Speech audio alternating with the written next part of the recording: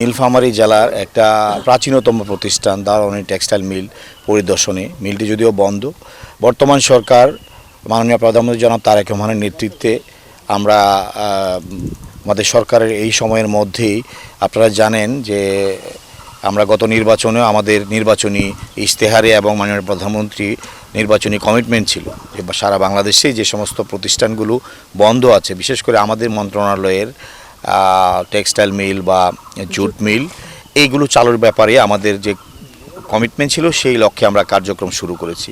তার ধারাবাহিকতায় আজকে আমরা এখানে এসেছি এই মিলটি পরিদর্শনের জন্য। ইতিমধ্যে আপনাদের কাছে আমরা বলতে চাই একটা সুখবর হলো এই মিলটিকে নিয়ে ইতিমধ্যে আমরা ইন্টারন্যাশনাল টেন্ডার আমরা আহ্বান করেছি এবং এটা মূল্যায়নের কাজ চলছে, অনেকটা প্রায় চূড়ান্ত পর্যায়ে আছে। আমরা একটা ভালো ইনভেস্টরও পেয়েছি এবং আশা করছি যে দ্রুত সময়ের মধ্যে, বিশেষ করে 2 থেকে 3 মাসের মধ্যেই আপনারা দেখতে পাবেন যে এই মিলটি একটা আবার সেই কর্মচাঞ্চল্যতা ফিরে আসবে, আবার এটা চালু হবে এবং এই এলাকার মানুষের মধ্যে কর্মসংস্থানের সৃষ্টি হবে আমরা আশা করছি। আমরা আসলে পিছনে যেতে চাই না, আমরা সামনে এগিয়ে যেতে চাই।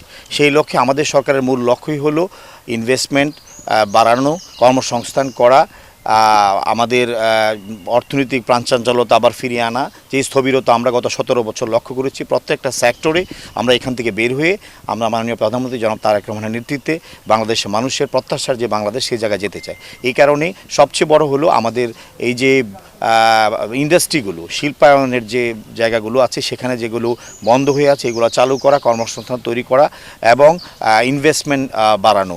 যত বেশি বিনিয়োগ আমরা আনতে পারবো দেশি বিদেশি, ততই মানুষের কর্মসংস্থান হবে, আমাদের অর্থনৈতিক বিশেষ করে জেলা লেভেলে প্রান্তিক মানুষগুলোর মাঝে আবার আশার সঞ্চার হবে। আমরা এই কমিটমেন্ট করেছি, ওয়াদা করেছি, নির্বাচনী ইশতেহার আমাদের এটা ছিল, ইনশাল্লাহ সেই লক্ষ্যে আমরা কাজ করেছি। রাজশাহীতে আমরা কয়েকটা প্রজেক্ট ভিজিট করেছি, আর দিনাজপুরে আমরা কাজ করেছি, আজকে নীলফামারীতে। পর্যায়ক্রমে সারা বাংলাদেশে বন্ধ মিলগুলো, বিশেষ করে পাট এবং বস্ত্র মন্ত্রণালয়ের অধীনস্থ টেক্সটাইল এবং জুট মিলগুলো আমরা পরিদর্শন করছি। পর্যায়ক্রমে দেশি বিদেশি বিনিয়োগকারী এনে আমরা এই ইন্ডাস্ট্রিগুলো চালু করার জন্য প্রক্রিয়া শুরু করেছি ইনশাআল্লাহ। Thank you.